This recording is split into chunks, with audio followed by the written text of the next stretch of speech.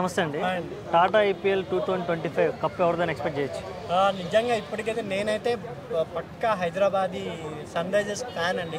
కానీ sun Risers వరుసగా మ్యాచ్లు ఓడిపోయినా కూడా అభిషేక్ శర్మ చెప్పినట్టు మొన్న విజువల్ బీట్ అరే మనం రిప్లై చూస్తున్నామా రియల్ మ్యాచ్ చూస్తున్నామా అన్నట్టు విధంగా చూపించారు.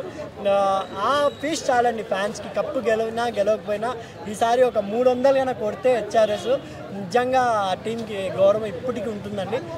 ఈసారి కప్ అయితే నేను అనుకుంటున్నా ఒక పంజాబ్ కానీ మన ఢిల్లీ కానీ జీటీఎస్ ఈ మూడులో ఏదో ఒకటి కంపల్సరీ కొడుతుందని నా అభిప్రాయం అండి. అంటే ఈసారి కూడా ఆర్సీబీ కప్పు రానట్టేనా? ఆర్సీబీ ఈసారి కప్ మందే అంటుంది కానీ ఆర్సీబీ అంత కన్నా స్ట్రాంగ్స్ ఈ టీం చాలా మెచ్యూరిటీ ఉన్నాయి. నిన్న just Delhi match just Ashutosh Sharma run out కాకపోయింటే ఆ ముంబై మ్యాచ్ ఓడిపోయేది. ఆ మ్యాచ్ కూడా జస్ట్ అన్ఫార్చునేట్లీ ఆ టైంలో ఆయన సెకండ్ రన్ తీసుకోవడం అనేది ఒక చిన్న పొరపాటు అశుతోష్ శర్మ. నిజంగా ఇక్కడ ఏంటంటే ఢిల్లీలో ఒక నాని ఉన్నారండి. జెర్సీ మూవీ చూసారా మీరు? జెర్సీ మూవీలో నాని 36-35 ఏజ్లో క్రికెట్ ఎలా ఆడతారో ఇక్కడ కరుణ్ నాయర్ అనే వ్యక్తికి ఢిల్లీ ఓనర్ తీసుకోవడమే ఒక హ్యాట్సప్. తీసుకొని ఇన్ని మ్యాచ్ల తర్వాత ఛాన్స్ ఇచ్చిన ఫస్ట్ మ్యాచ్కే 6 సంవత్సరాల తర్వాత కరుణ్ నాయర్ ఏంటో మళ్ళీ సెలెక్టర్స్కి ఒకసారి చూపించారు. ఎందుకంటే ఆయన 40 బాల్స్లో 86 కొట్టాడు 32 ఏజ్లో. నిజంగా కరుణ్ నాయర్ ఒక జెర్సీ సినిమా ఎగ్జాంపుల్ అనే చెప్పొచ్చు. ఇంకా మీదట ఆయన టెస్టుల్లో ఇండియా టీం చాలా వీక్ ఉందండి. కరుణ్ నాయర్ గారిని ఛాన్స్ ఇస్తారేమో టెస్టుల్లో అని నా అభిప్రాయం. ఈరోజు మ్యాచ్ కలకత్తా అండ్ మన పంజాబ్ మ్యాచ్ ఉంది. నిజంగా కలకత్తా గెలుస్తుందేమో అనుకుంటున్నానండి. కోహ్లీ కప్ అయితే ఛాన్స్ లేదంటారు అయితే ఈసారి కూడా కప్ మంది కాదు. మేబీ జీటీ కానీ మన ఢిల్లీ కానీ కొట్టచ్చు అనుకుంటున్నాను. మరి పాపం చాలా మంది ఆర్సీబీ ఫ్యాన్స్ మన తెలుగులో ఉన్నారు, వాళ్ళందరికీ ఎలా ఓదారుస్తారు? ఆర్సీబీ ఫ్యాన్స్ అంటే ఓన్లీ కోహ్లీ కోసమే ఆ టీం నడుస్తుంది.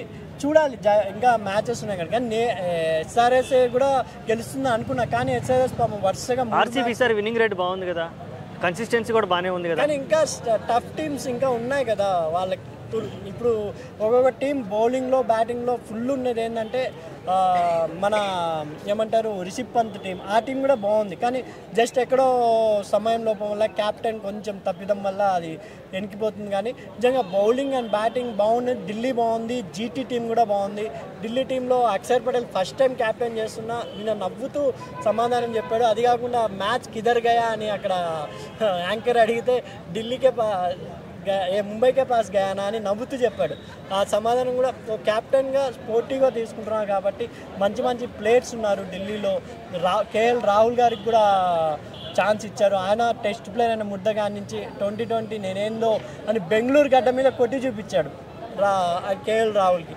నిజంగా క్రికెట్ అనేది చాలా ఇంట్రెస్ట్గా ఉంది. రాబోతున్న రోజుల్లో ఇంకా ఇంట్రెస్ట్గా మారబోతుందని నా అభిప్రాయం భయ్య. కంపల్సరీ ఈ 3 టీంలు సెమీస్ దాకా చేరుతాయేమో అనిపిస్తుంది. ఇంకోటి నిన్న వింటేజ్ ధోనిని చూసాం. చాలా రోజుల తర్వాత మ్యాన్ ఆఫ్ ది మ్యాచ్ తీసుకున్నారు. అది కాకుండా దానికి కూడా విమర్శలు చేస్తున్నారు. కెప్టెన్గా కాగానే ధోని ఆడుతున్నాడు, కెప్టెన్ లేకపోతే ఆడడేమో అంటున్నారు. అది సమయమో సందర్భమో తెలియదు. ఆయన కెప్టెన్ అయ్యాక గెలవడానికి కృషి చేశాడు.